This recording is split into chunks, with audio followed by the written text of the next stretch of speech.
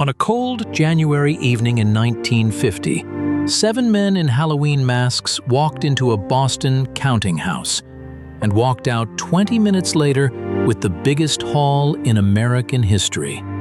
The FBI hunted them for 6 years and caught them with 5 days to spare. To understand this story, you have to picture Boston's North End in 1950. Narrow brick streets, fresh bread cooling in bakery windows, longshoremen walking home from the harbor. America was settling into its post-war boom. New cars, new televisions, new confidence. And on Prince Street, in a plain garage building, the Brinks company counted other people's money. Payrolls, receipts, cash from businesses across New England, all of it passing through one building with a vault room on the second floor. Almost nobody gave it a second look. One man could not stop looking. Anthony Pino was a small-time Boston thief with one enormous idea. Beginning in 1947, he studied the Brinks building the way an engineer studies a bridge. His crew watched from rooftops on Prince Street and Snow Hill Street, tracking when the vault opened, counting the guards, timing every schedule through binoculars. Then they did something remarkable. Night after night, they slipped inside, removed the lock cylinders from the doors, one at a time, had keys cut to match, and put every lock back before morning. 2 of the crew even worked their way inside the company that serviced the Brinks alarms, and came away knowing the security system better than the guards did. The gang rehearsed the job like a stage play. 5 times they went in ready. 5 times Pino called it off, because one small thing felt wrong. The 6th time, everything felt right. January 17th, 1950, 10 minutes past 7 in the evening. 7 men stepped out of the winter dark wearing navy pea coats, chauffeurs' caps, rubber-soled shoes, and rubber Halloween masks. Copied keys carried them quietly up to the second floor, where 5 employees were counting the day's money beside an open vault. 20 minutes later, 14 canvas bags held $1.2 million in cash and another $1.5 million in checks and securities. More than half a ton of money.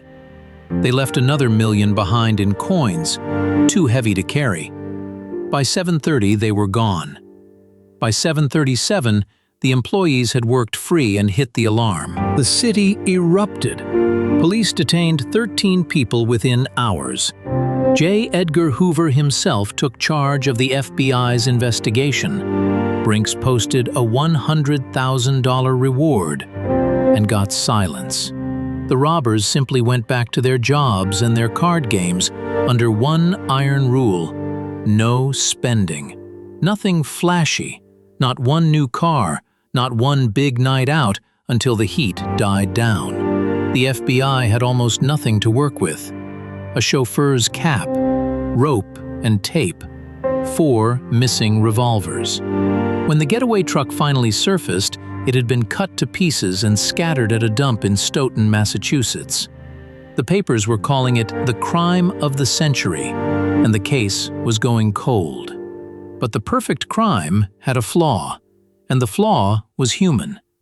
6 months after the robbery, 2 of the crew, Specs O'Keefe and Stanley Gusiora, were arrested in Pennsylvania on an unrelated burglary, and O'Keefe sat in a jail cell year after year doing arithmetic. He became convinced the others were living on his share. He demanded his money. He kidnapped the gang's lookout to press the point, so the gang answered with a hitman, a killer named Elmer Trigger Burke, sent to Boston to silence him for good.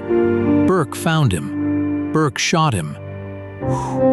And O'Keefe survived. In the first days of January 1956, still carrying the wounds and the grudge, Specs O'Keefe made a telephone call to the FBI. He talked for days.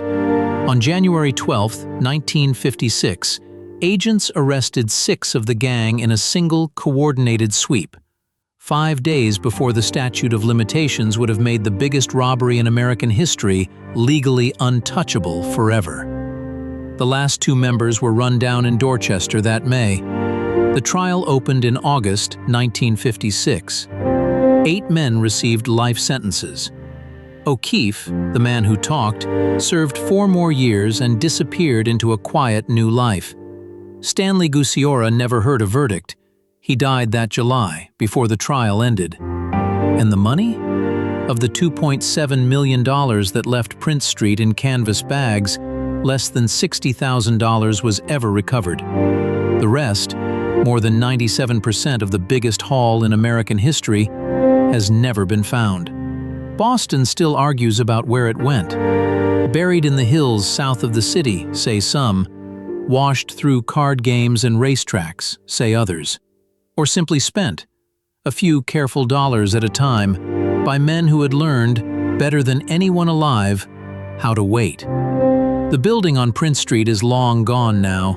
The question it left behind never closed. Next time, the story of the charming gentleman who sold the Eiffel Tower for scrap metal, and then, a month later, sold it again.